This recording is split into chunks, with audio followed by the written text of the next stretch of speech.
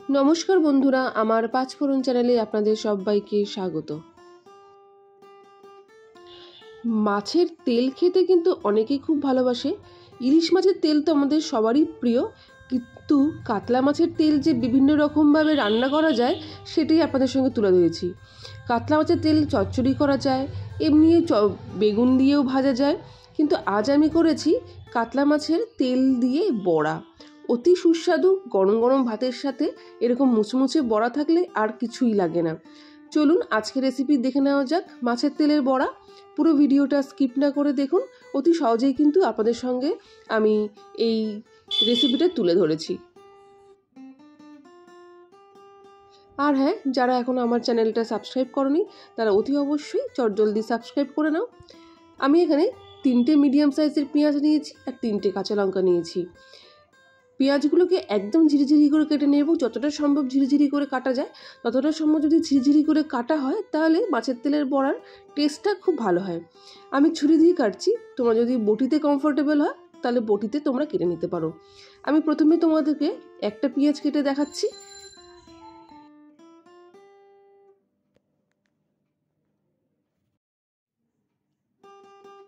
দেখো কীরকম ঝিরিঝিরি করে কেটেছি, ঠিক এতটাই ঝিরিঝিরি করে কাটবে। যদি এর থেকেও ঝিরিঝিরি করতে পারো তাহলে তো আরোই ভালো। আমি ঠিক এরমভাবে কেটে নিলাম। এবার লঙ্কাগুলোও আমি কুচিয়ে নেব ঠিক একইভাবে।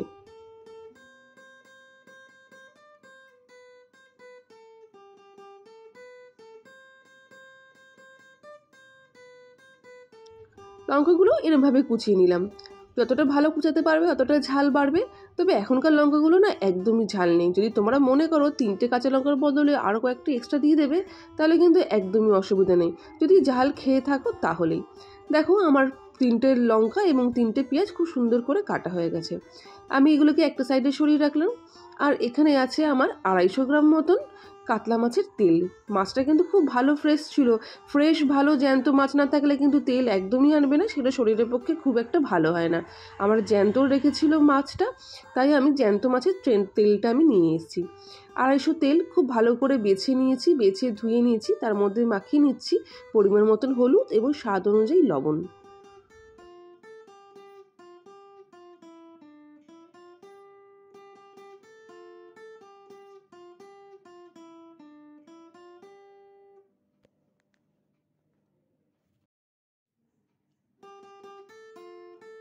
লবণ আর হলুদ খুব ভালো করে মাখানো হয়ে গেছে। 15 মিনিট এবার এটাকে ম্যারিনেট করে সাইডে রেখে দেবো খুব ভালো করে লবণটা ঢোকানোর জন্যে।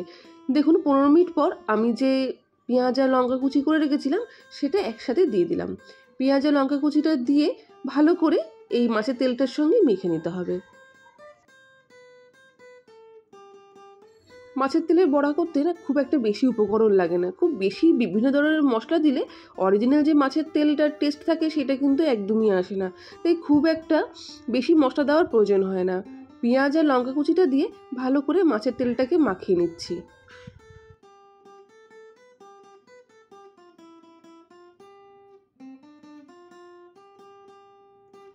ভালো করে মাখানো হয়ে গেছে। এরপর আমি দিয়ে দেব কিছুটা পরিমাণ বেসন। এখানে দিয়ে দিলাম আমি মোটামুটি 1 চামচের বড় চামচ বেসন। খুব বেশি বেসন দিলে বেসন দলা দলা পাকিয়ে যায়, ভালো লাগে না। তাই আমি বড় চামচের 1 চামচ বেসন দিয়ে দিলাম। আর দিয়ে দিলাম 1/2 চামচ মতন ঝাল লঙ্কার গুঁড়ো। যতটা ঝাল হবে ততটা কিন্তু খেতে ভালো হবে। তাই তোমরা যদি ঝাল বেশি না খাও তাহলে তোমরা ঝাল লঙ্কার গুঁড়োটাকে তোমরা স্কিপ করতেই পারো। আমি 1 চামচ বেসন আর লঙ্কার গুঁড়ো দিয়ে দেখেছি, দেখো মেখে নিলাম কি সুন্দর মাখাটা হয়েছে, একদমই বেশ দলা দলা পাকিয়ে এসছে। মানে বড়াটা ভাজতে কিন্তু কোনো রকম অসুবিধা হবে না।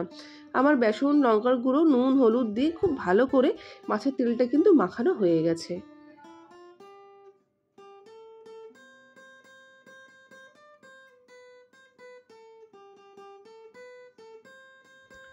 কড়াই অন্যদিকে আমি গ্যাসে বসিয়ে দিয়েছি। কড়াই গরম হওয়াতে তারপর দিয়ে দিলাম পরিমাণ মতন সর্ষের তেল। আমি এখানে দিয়ে দেবো মোটামুটি 2 টেবিল স্পুন মতন সর্ষের তেল। সর্ষের তেলটাকে হাই ফ্লেমে কিন্তু গরম করে নিতে হবে। তেলটা দেখতে পাচ্ছ ধোয়া উঠছে, খুব সুন্দরভাবে গরম হয়ে গেছে। এরপর বড়ার আকারে করে মাছের তেলটার প্রথমে আমি 3টে মতন ভেজে নেব। একসাথে অনেকগুলো দেবে না, তাহলে ভেঙে যাওয়ার সম্ভাবনা থাকবে। আমি প্রথমে 3 পিস মতন বড়া করব, সেই হিসাবে আমি দিয়ে দিলাম। হাই ফ্লেমেই কিন্তু বড়াগুলো ছাড়বে। তারপর বড়াগুলো ছাড়ার পর গ্যাসের আঁচটাকে তোমরা মিডিয়াম করে নেবে, নাহলে কিন্তু ভেতরে কিন্তু মাছের তেলটা একদম কাঁচা থেকে যাবে আর বাইরেটা পুড়ে উঠবে। দেখতেই পাচ্ছ তেল ফোটার দৃশ্য দেখেই তোমরা বুঝতে পারছো যে আমি গ্যাসের আঁচটা কিন্তু মিডিয়াম টু লো করে দিয়েছি। এবার মোটামুটি প্রথমে কিন্তু 5 থেকে 7 মিনিট একদম নাড়াচাড়া করবে না, তাহলে কিন্তু তেলগুলো ছেড়ে যাবে। 5 থেকে 7 মিনিট নিচের দিকটা কুক হতে দেবে। নিচের দিকটা যতক্ষণে ভাজা হয়ে গেলে খুব সাবধানে আস্তে আস্তে বড়াগুলোকে উল্টে দিতে হবে। দেখো আমি কিন্তু খুব সাবধানে পজিশন নিয়ে বড়াগুলোকে উল্টাচ্ছি। একটা পিঠ কি সুন্দর ব্রাউন কালার হয়ে গেছে, ঠিক একইভাবে সবগুলোকে আমি উল্টে দিলাম।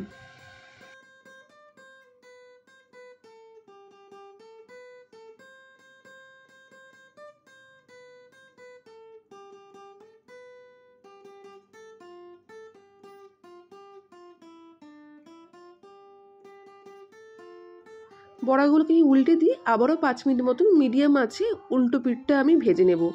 দেখতেই পাচ্ছ আমার খুব সুন্দর করে ভাজা হয়ে গেছে। 5 মিনিট মতন আরও উল্টো দিকটার পিঠটা ভেজে নিয়েছিলাম। এবার খুব সাবধানতার সাহায্যে আস্তে আস্তে বড়াগুলোকে আমি তুলে নেব।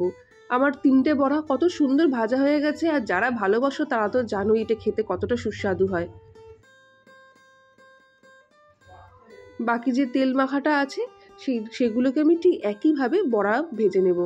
তাহলে বন্ধুরা আমার রেসিপি তোমাদের কেমন লাগছে জানিও। গরম গরম ভাতের সাথে মাছের তেলে বড়া কিন্তু অনবদ্য লাগে, অবশ্যই বানিও। আমি একটুখানি কম সময়ে চটজলদি কীভাবে বানানো যায় সেই রেসিপি তোমাদের সঙ্গে শেয়ার করি। আর যারা সাবস্ক্রাইব করোনি অবশ্যই চটজলদি সাবস্ক্রাইব করো। আর আরও আমার ভিডিও রয়েছে আমার চ্যানেলে, সেগুলো দেখতে কিন্তু ভুলো না। যাই হোক, আবারও দেখা হবে আবার একটা রেসিপি নিয়ে। ততক্ষণের জন্য টাটা। ভিডিওটি দেখার জন্য অনেক ধন্যবাদ।